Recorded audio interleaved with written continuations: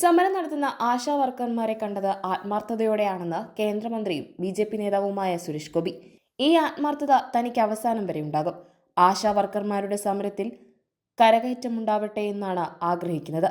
പറയാനുള്ളത് ജെ.പി. നദ്ദ തന്നെ പാർലമെന്റിൽ പറഞ്ഞിട്ടുണ്ട്. ആ പറഞ്ഞത് തന്നെയാണ് തനിക്കും പറയാനുള്ളതെന്നും സുരേഷ് ഗോപി വ്യക്തമാക്കി. ആശാ വർക്കർമാരുടെ സമരം പരിഹരിക്കലല്ല, അവരുടെ ജീവിതം നേരെയാവുകയാണ് വേണ്ടത്. സംസ്ഥാന ആരോഗ്യമന്ത്രിയെ ഞാൻ ഒരിക്കലും കുറ്റം പറയില്ല. ഇക്കാര്യത്തിൽ എടുത്തുചാടി സംസ്ഥാന സർക്കാരിന് ഒരു തീരുമാനമെടുക്കാനും കഴിയില്ല. അതാണ് താൻ നേരത്തെ തന്നെ പറഞ്ഞത്. പക്ഷേ അത് ദുർവ്യാഖ്യാനം ചെയ്തുവെന്നും സുരേഷ് ഗോപി ചൂണ്ടിക്കാട്ടി. വിഷയത്തിന്റെ ഗൗരവം ചോർന്നു പോകും. ഇതിന്റെ മൂല്യം തകർക്കാൻ മാധ്യമങ്ങൾ കത്രിക വെച്ചുവെന്നും സുരേഷ് ഗോപി കുറ്റപ്പെടുത്തി. BMSന്റെ യൂണിറ്റ് രൂപീകരണത്തെക്കുറിച്ചുള്ള കാര്യത്തെക്കുറിച്ച് താൻ ചിന്തിക്കുന്നില്ല. തന്റെ പക്ഷമാണ് നോക്കുന്നത്, അല്ലാതെ മറ്റുള്ളവരുടെ വ്യാഖ്യാനം നോക്കാറില്ല. ഒരു സത്യമുണ്ട്, സത്യം തന്റെ ദൈവങ്ങൾക്കറിയാമെന്നും സുരേഷ് ഗോപി കൂട്ടിച്ചേർത്തു. നേരത്തെ സുരേഷ് ഗോപി ആശാ വർക്കർമാരുടെ സമരപ്പന്തൽ സന്ദർശിച്ചിരുന്നു. ആശാ വർക്കർമാരുടെ സമരത്തെ ആരും താഴ്ത്തിക്കെട്ടേണ്ടെന്നായിരുന്നു ശേഷം അദ്ദേഹം മാധ്യമങ്ങളോട് പ്രതികരിച്ചത്.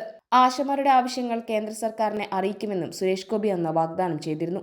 അതിനിടെ ആറ്റുകാൽ പൊങ്കാല സമയത്ത് സമരം ചെയ്യുന്ന ആശമാർക്ക് വേണ്ടി സുരേഷ് ഗോപി കിറ്റ് ഉൾപ്പെടെ സൗജന്യമായി വിതരണം ചെയ്തിരുന്നു. പാർട്ടി പ്രവർത്തകരുടെ നേതൃത്വത്തിൽ 100ഓളം പേർക്കുള്ള അരി, ശർക്കര, വാഴക്കുല, തേങ്ങ എന്നിവ ആശമാരുടെ സമരവേദിയിലെത്തിച്ചു. സമരവേദി സന്ദർശിച്ച വേളയിലാണ് സുരേഷ് ഗോപി സൗജന്യ കിറ്റ് വാഗ്ദാനം ചെയ്തത്. പിന്നാലെ അദ്ദേഹം വാക്ക് പാലിച്ചു. അതേസമയം സെക്രട്ടേറിയറ്റിൽ പ്രതിഷേധം ശക്തമാക്കാൻ ഒരുങ്ങുകയാണ് ആശമാർ. ഈ മാസം 24-ന് സമരകേന്ദ്രത്തിൽ ആശാ വർക്കർമാർ കൂട്ട ഉപവാസം ഇരിക്കുമെന്നാണ് അറിയിച്ചിരിക്കുന്നത്.